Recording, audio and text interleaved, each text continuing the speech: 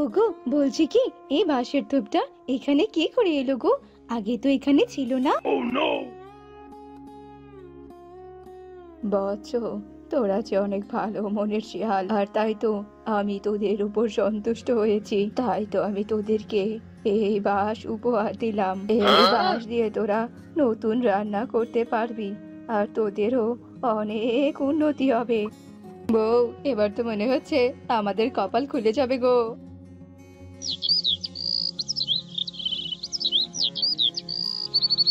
বউ, বলছি কি, আজকেও তো কেউ আসলো না। আমার মনে হচ্ছে আজকেও সব খাবার নষ্ট হবে। হা হা হা হা হা। তোদের মতো গরিবদের এমন হোটেলে ডাল ভাত আবার কে খেতে যাবে বলতো? কেউই আসবে না, বুঝেছিস তো? এই দেখ, আমার হোটেলে কত ভিড়। তোরা স্বামী আর বউ মিলে বরং খাবারের মাঝি তারা। হা হা হা হা হা। বলছি কি বাঘ মামা, আমাকে আর দুটো ফুলকো লুচি দাও তো। হ্যাঁ হ্যাঁ, কি স্বাদ! আর সাথে কিন্তু খাসির মাংসের ঝোল দিও। হ্যাঁ হ্যাঁ, দিচ্ছি দিচ্ছি।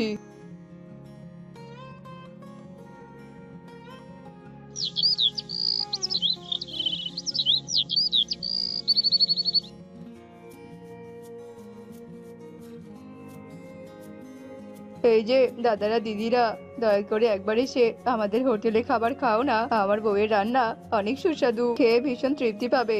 একদম বাঙালি রান্না। এসো এসো। উম আমাদের বুঝি আর খেয়ে দিয়ে কোনো কাজ নেই? তোদের মতো গরিবের হোটেলে বসে আমরা আমাদের মান সম্মানটুকু নষ্ট করি? এই শোন, সমাজে আমাদের একটা সম্মান আছে, বুঝেছিস তো? বলি, খাবারের সঙ্গে আবার কিসের সম্মান? খাবার তো আমরা সবাই খাই। ওরে ন্যাংরা, বলি, তোর এই খাবারের হোটেলে কি এমন আছে শুনি? বেচিস তো শুধু ওই ডাল ভাত আর ভর্তা, যেগুলো আমাদের মতো ধনীদের পেটে একদম সহ্য হয়নি, বুঝেছিস? আমরা তো সবসময় দামি দামি খাবার খেয়ে অভ্যস্ত, আর তার জন্য রয়েছে অনেক দামি দামি রেস্টুরেন্ট, বুঝতে পেরেছিস তো? রূপা দিদি, এই ন্যাংরার সাথে কথা না বলে চলো তো চলো, দেরি হয়ে যাচ্ছে।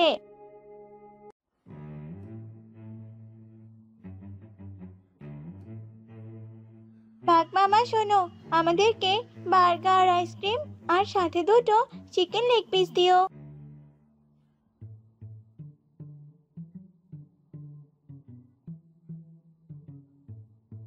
ওগো, এবার আমাদের কি হবে কি গো? একটা খরিদ্দেরও যে এলো না। আমাদের সব খাবারগুলো যে আজকে একদম নষ্ট হয়ে যাবে। এবার আমরা কি করবো নাকি? আরে আমিও তো বলছি, একবার অন্তত কেউ খাবার খেয়ে দেখো, খাবার রান্না করা খারাপ হয়েছে নাকি ভালো হয়েছে। বউ, গরিবের কপালে কোনোদিনও ভালো কিচ্ছুটি হয় না গো। আমিও পঙ্গু হলাম, আর আমাদের জীবনে দুর্দশাও নেমে এলো। আরে তোদের দেখে আমার যে বড্ড মায়া হয় রে। বলছি কি, তোরা এমন হোটেল বাদ দিয়ে আমার দোকানে এসে চামচাগিরি কর। চামচামি করলে দুটা পয়সা হবে, বুঝতে পেরেছিস তো? আর তা না হলে এভাবেই কষ্টে দুঃখে তোদের দিন যাবে। কোথায় 2 টাকার ভাতের হোটেল, আর কোথায় নামি দামি রেস্টুরেন্ট। শোনো বাঘ মামা, এবার কিন্তু তুমি একটু বেশি বলে ফেলছো। আমরা দরকার হলে ভিক্ষে করব, কিন্তু তবুও তোমার মতো অহংকারী বাঘের কাছে হাত তো পাতবই না, এবং তোমার রেস্টুরেন্টে কাজও করব না। 2 টাকার সামান্য শেয়াল, তার আবার কত ঝাল। হুম।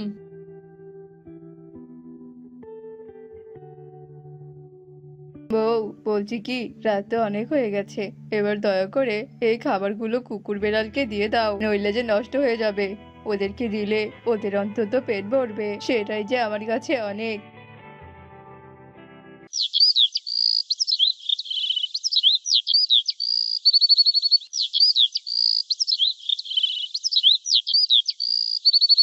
বাবা, আমাকে কিছু খাবার খেতে দে তো। বলছি, তোর এখানে আবার কি কি খাবার আছে? নিরামিষ আছে তো? এই বুড়ো, এই তোর তো দেখছি সাহস কম নয়। যা যা, আমার এখানে কোনো গরিবদের জন্য খাবার নেই। যা, দূর হ এখান থেকে, দূর হ বলছি। ও মা, আপনি বুঝি নিরামিষ খাবেন? তাহলে আপনি আমাদের কাছে আসুন। 2 টাকায় অনেক ভালো ভালো নিরামিষ খেতে পারবেন।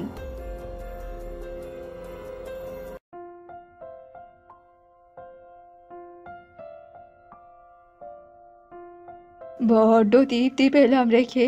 তোদের মঙ্গল হোক, তোরা ভালো থাক রে বাছা।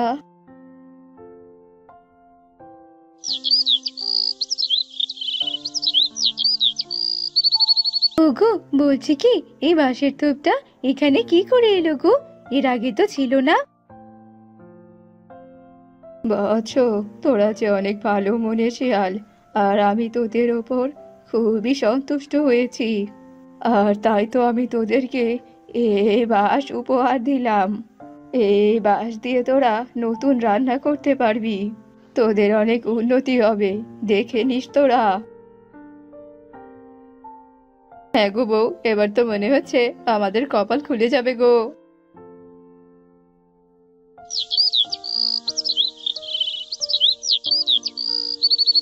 এই টিনা, এই ওই দেখ দেখ, বাঁশ বিরিয়ানি। ওই যে মিচকেদের সাইনবোর্ডে লেখা বাঁশ বিরিয়ানি। এটা আবার কেমন খাবার রে? কি সুন্দর সেন্ট বেরোচ্ছে। চল চল খেয়ে দেখি তো। মাত্র 2 টাকাই তো। বলছি, আমাকে বাঁশ বিরিয়ানি দাও তো, খেয়ে একটু দেখি কেমন স্বাদ। আহা, দারুণ স্বাদ তো দেখছি। দিদি, আমাকে আরেকটু দাও। ভীষণ মজা, একদম অমৃত। আমি তো জীবনের প্রথমে এরকম বাঁশ দিয়ে রান্না করা খাবার খেলাম। বলছি কি মিচকে দাদা, এতদিন ধরে বাঘ মামার রেস্টুরেন্টে যে ধরনের খাবার খেয়েছি আর বিরিয়ানি খেয়েছি, তার মধ্যে থেকে তোমার এই বাঁশ বিরিয়ানিটা সবার সেরা। হুম, একদম অমৃত, সেই স্বাদ। হ্যাঁ গো বানর ভাই, তুমি একদম ঠিক কথাই বলেছো।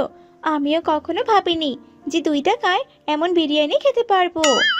শোনো, আমরা কিন্তু প্রতিদিন এই বিরিয়ানি চাই চাই।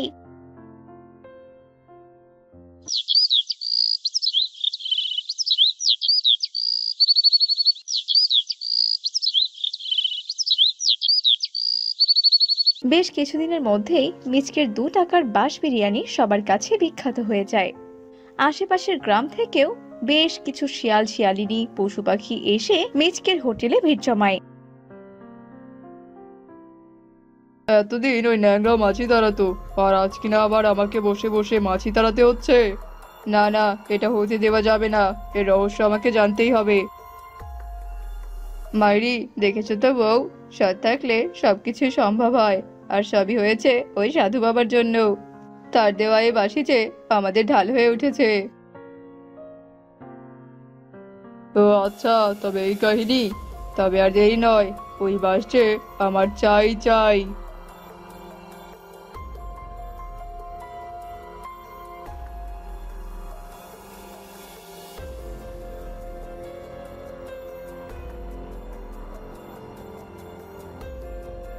ওরে বাবারে, কাটতে আসলাম বাঁশ, আর এই বাঁশি খোলো আমার সর্বনাশ। আ উ আমার পেছন যে গেল রে গেল। ওরে বাবা।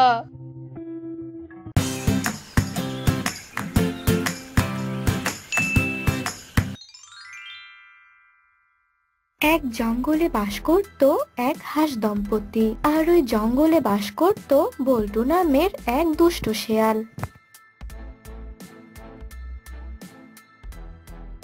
বল্টু শেয়াল প্রতিদিন ওই হাঁস দম্পতিকে ধরার জন্য চেষ্টা করত, কিন্তু হাঁস দম্পতিও ভীষণ চালাক ছিল, তাই বল্টু শেয়াল ওদেরকে ধরতেই পারে না। একদিন হাঁস দম্পতি নদীতে নেমে শিকার ধরছিল। তখন হাঁসা হাসিকে বলল, গিন্নি, ও গিন্নি, এভাবে আর কতদিন বলো? কেন, কি হলো গো? কি হয়েছে সেটা তুমি জানো না বুঝি? আমাদের যে সন্তান নেই, সন্তান ছাড়া ভবিষ্যৎ কেমন হবে বলো? কে তোমাকে মা আর আমাকে বাবা বলে ডাকবে বলো? সে খেয়াল কি আছে তোমার? আমি তো অনেক দিন থেকেই চেষ্টা করছি, কিন্তু ডিম না দিলে বাচ্চা হবে কি করে বলো? আমি কি চেষ্টা কম করছি? হয়েছে হয়েছে, তুমি কত চেষ্টা করো সে আমার জানা আছে। চলো চলো, এখন বাসায় ফিরে যাই। ওই দুষ্ট পাজি শিয়ালটা আবার আশেপাশে কোথাও লুকিয়ে আছে নাকি কে জানে। সন্ধ্যার আগেই বাসায় ফিরতে হবে। এই বলে হাসা আর হাসি সেদিনের মতো বাসায় চলে গেল। এদিকে পাজি শিয়ালটা হাসাহাসির খোঁজে জঙ্গলে ঘুরে বেড়াচ্ছে। উফ, কয়দিন থেকে আমি ওই পাজি হাসার হাসিকে খুঁজে বেড়াচ্ছি, পুরো জঙ্গল খুঁজেও পাচ্ছি না। কোথায় যে ওরা লুকিয়ে পড়েছে কে জানে। আগে তাও একটু একটু দেখা যেত, কিন্তু এখন তো দেখাই যাচ্ছে না। অনেকবার ওদের আক্রমণ করেও ধরতে পারিনি। কি যে করি, তবে যে করেই হোক ওদেরকে আমার খুঁজে বের করতেই হবে। এভাবেই সেই দিনটি কেটে গেল। পরদিন সকাল হতেই হাসি একটি ডিম দিল। ওগো শুনেছো, খোদা মনে হয় এতদিনে আমাদের ওপর মুখ তুলে তাকিয়েছেন। দেখেছো আমি কত সুন্দর একটা ডিম দিয়েছি। হ্যাঁ হাসি, সেটাই তো দেখতে পাচ্ছি। যাই হোক, এতদিন পর একটা খুশির সংবাদ নিয়ে আসলে। শোনো, আজকে থেকে তোমাকে আর শিকার ধরতে যেতে হবে না, তুমি বাসাতেই থাকবে আর ডিমটা পাহারা দিবে। আমি একাই গিয়ে শিকার ধরে নিয়ে আসবো। যদি ওই পাজি শিয়াল এই ডিমটা দেখে ফেলে তাহলে কিন্তু বিপদ হয়ে যাবে, বুঝেছো? আচ্ছা আচ্ছা ঠিক আছে, সাবধানে যেও। তুমি আবার ওই শিয়ালটাকে ধরা দিও না। তা নিয়ে তোমায় চিন্তা করতে হবে না হাসি, আমি নিজের খেয়াল নিজেই রাখতে পারবো। তুমি তোমার খেয়াল রেখো আর ডিমটাকে দেখে রেখো। যে কোনো সময় ওই পাজি শিয়ালটা আবার চলে আসতে পারে। এদিকে গাছের আড়ালে লুকিয়ে দুষ্টু পাজি শিয়াল হাসাহাসির সমস্ত কথা শুনে ফেললো। ও তাহলে তোরা এখানে, আর আমি পুরো জঙ্গল তোদের খুঁজে বেড়াচ্ছি। বাহ, হাসিটা তো দেখছি ডিমও দেওয়া শুরু করেছে। বাহ, তাহলে তোদের আর আমি বিরক্ত করব না। এখন তোদের যখন ছানা হবে, ওই ছানা সমেত তোদেরকে আমি কচকচ করে গিলে ফেলবো।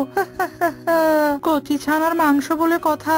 এই বলে দুষ্টু শিয়াল সেখান থেকে চলে গেল। উফ, সেই কখন থেকে মাছ ধরার চেষ্টা করছে, কিন্তু এখন পর্যন্ত একটা মাছও ধরতে পারলাম না। মাছ ধরতে না পারলে আমি বা কি খাবো, আর হাসির জন্য বা কি নিয়ে যাব। দেখি আরেকটু চেষ্টা করে কোনো মাছ টাছ পাই কিনা।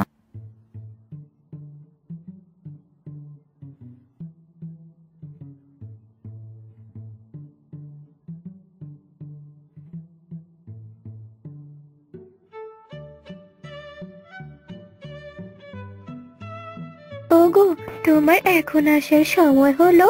আমি তোমার জন্য কত চিন্তা করছি। ওই পাজি শিয়ালটা তোমার কোনো ক্ষতি করেনি তো? না না হাসি, আমি একদম ঠিক আছি। ওই পাজি শিয়াল আমাকে দেখেইনি। কিন্তু হাসি, তোমার সবকিছু ঠিক আছে তো? ওই পাজি শিয়াল কি এখানে এসেছিল? না গো, কেউ আসেনি। সারাদিন থেকে আমি ডিমটাই পাহারা দিয়েছি। এভাবেই বেশ কিছুদিন কেটে গেল।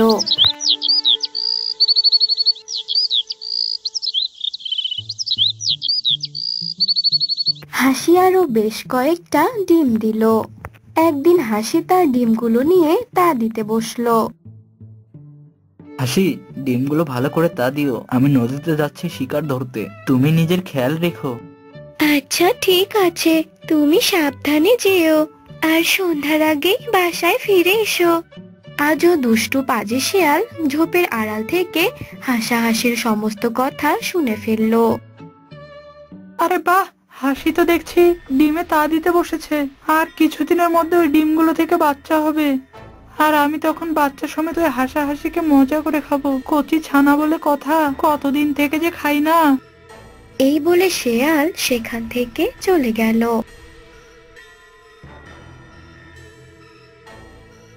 এভাবেই আরো বেশ কিছুদিন কেটে গেল।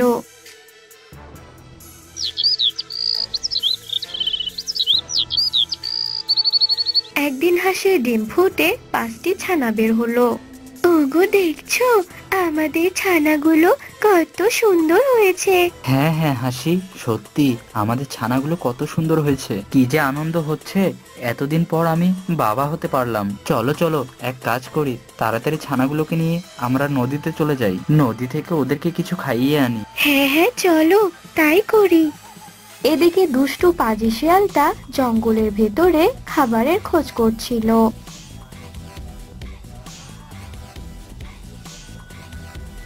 উফ, সকাল থেকে এতক্ষণ ধরে বসে আছি, কিন্তু একটা শিকারও পেলাম না। ক্ষুধার জ্বালায় এদিকে আবার পেটটা চোচো করছে। কি যে করি, আর হাঁটতেই পারছি না।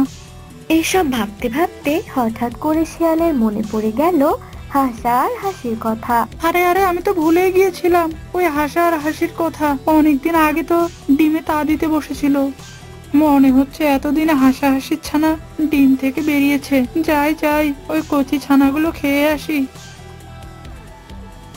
এরপর শিয়াল চলে গেল হাসা ও হাসির বাসায়।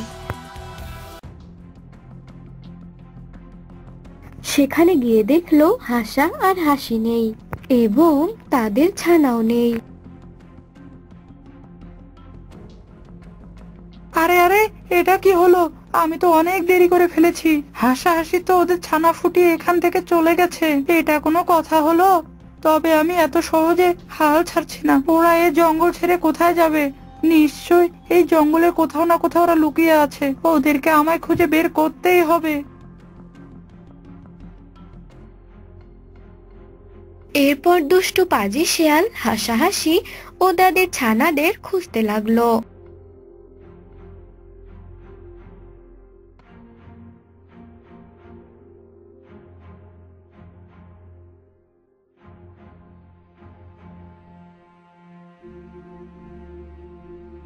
আরে ওই তো হাসাহাসি ওদের ছানাকে নিয়ে নদীর পানিতে সাঁতার কাটছে। না, এখন ওদেরকে দেখা দেয়া যাবে না। যেই না সাঁতার কেটে উপরে উঠে আসবে তখন হঠাৎ করে ওদের আক্রমণ করে ওদেরকে ধরে মেরে ফেলতে হবে। তারপরেই কচকচ করে চিবিয়ে খাবো। হে হে হে, এখন একটা ঝোপের আড়ালে লুকিয়ে পড়ি। এই বলে শিয়াল ঝোপের আড়ালে লুকিয়ে পড়লো। তো বন্ধুরা, তোমাদের কি মনে হয় শিয়াল কি পারবে হাসাহাসি ও তাদের ছানাদের খুঁজে বের করতে? তা যদি তোমরা জানতে চাও তাহলে বোকা শিয়াল ও চালাক হাঁসের দ্বিতীয় পর্বটা দেখতে ভুলো না।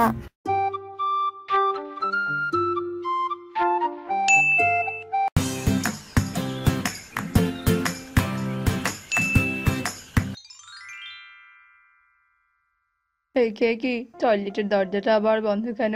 এই কে রে? টয়লেটের ভেতরে কে আছিস? তাড়াতাড়ি দরজা খোল, আমি টয়লেটের ভেতরে যাব।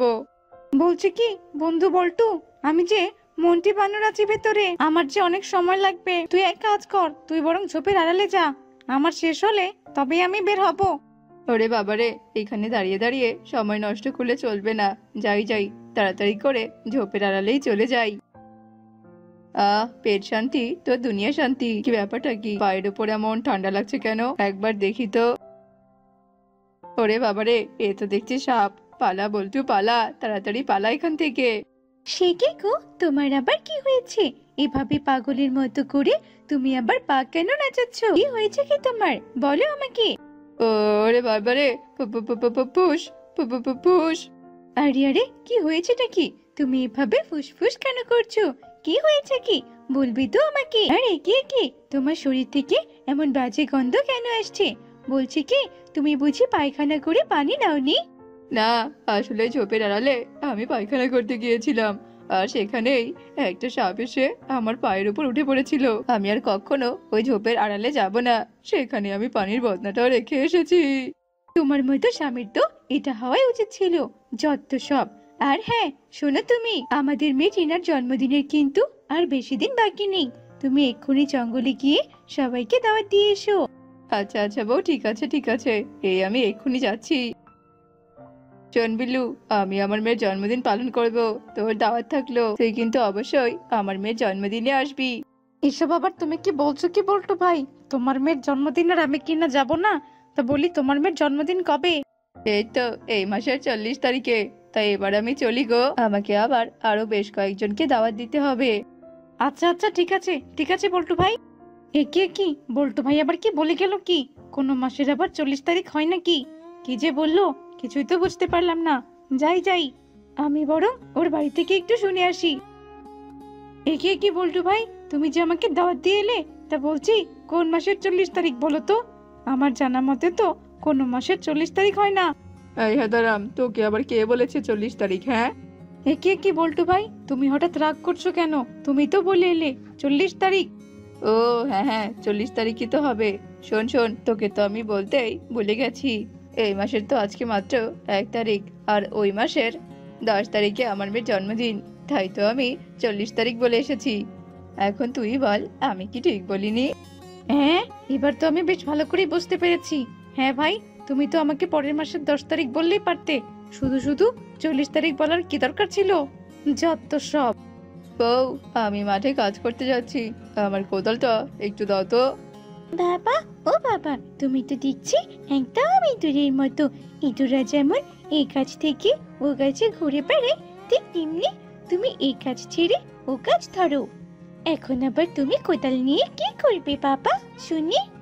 কি আর করবো, ব্যবসা ধরেছিলাম কিন্তু ব্যবসা তো ঠিক মতো করতেই পারলাম না। তাই তো এবার ব্যবসা ছেড়ে দিয়ে অন্য কাজ করতে হবে। ব্যবসায় লাভ না হলে তো অন্য কাজ করতেই হবে, তাই না? এরপর বল্টু কোদাল নিয়ে জমিতে যায় আর সে জমিতে গিয়ে মাটি কাটতে থাকে। মাটি কাটতে কাটতে হঠাৎই বল্টু মাথা ঘুরে মাটিতে পড়ে যায়। আরে আরে বল্টু, তুই আবার এখানে মাথা ঘুরে পড়ে গেলি কেন? এসব কাজ তুই কেন করছিস বলতো? তুই কি আর এইসব কাঠ পড়া রোদের মধ্যে এসব কাজ করতে পারবি নাকি বলতো? শোন শোন, এইসব কাজ তোর দ্বারাই হবে না। শোন, তুই এক কাজ কর, রাস্তার মোড়ে খাবারের একটা দোকান দে, সেখান থেকে তুই অনেক ভালোই লাভ করতে পারবি। মামা, তুমি যা একদম ঠিক কথা বলেছো।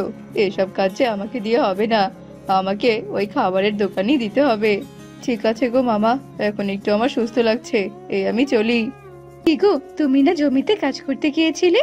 বলি সেখানেও নিশ্চয় কোনো কাজ করে আসতে পারোনি। আমি বলেছিলাম না তোমার মতো স্বামীর দ্বারা কোনো কাজ করা একেবারেই সম্ভব নয়। বউ, এবারে আমি একটা ভালো ব্যবসার আইডিয়া পেয়েছি। ব্যবসাটা খুব ভালো। আমি ভেবেছি এবারে আমি রাস্তার মোড়ে একটা বিরিয়ানির দোকান দেব। তুমি তো খুব ভালো বিরিয়ানি বানাতে পারো বলো। বাবা বাবা, তুমি তো সবসময় অনেক কিছু করো বলো।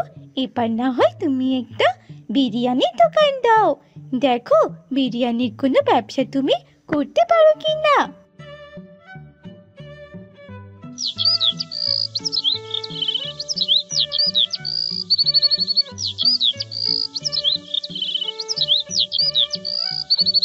বিরিয়ানি আছে, বিরিয়ানি খেয়ে যান খেয়ে যান, অনেক সুস্বাদু বিরিয়ানি আছে।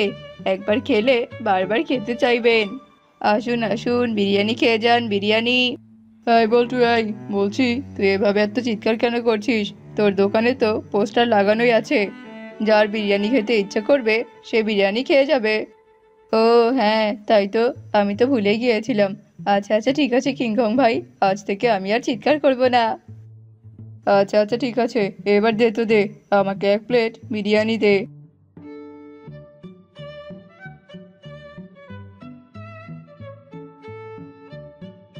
আরে বাহ, অনেক স্বাদের বিরিয়ানি রান্না করেছিস তো, বেশ ভালো হয়েছে। এই নে তোর বিরিয়ানির টাকা। এই যে ভাই, এই যে আপনি যে এখানে বিরিয়ানি বিক্রি করছেন সেটা তো সবাই দেখতে পাচ্ছে। এখানে বিরিয়ানির হাঁড়িও আছে।